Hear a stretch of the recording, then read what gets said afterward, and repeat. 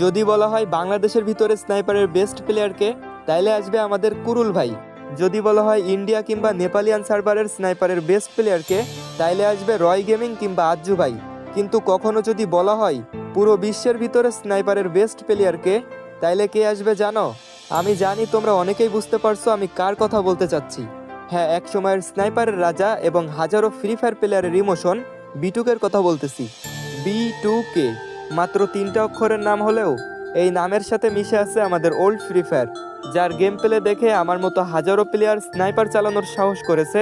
যার নাম শুনে ভয় পায়নি এমন প্লেয়ার 2019-20 সালে ছিলই না। সে আর কেউ না, আমাদের এই স্নাইপার লিজেন্ড B2K।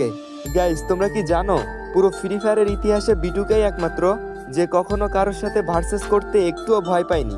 বিপরীত সাইডে যতই হ্যাকার লেভেলের প্লেয়ার থাকুক না কেন, B2K তাদের সাথে ভার্সেস করতো এবং সেই ম্যাচটা জিতেও যেত। 2019 সালে তৈরি হওয়া এই স্নাইপার লিজেন্ডকে আমরা 2025 সালে এসেও ভুলতে পারি নাই। হয়তো নতুন নতুন আমরা হাজারো স্নাইপার লিজেন্ডকে পাবো, কিন্তু B2Kর জায়গাটা কেউই কখনো নিতে পারবে না।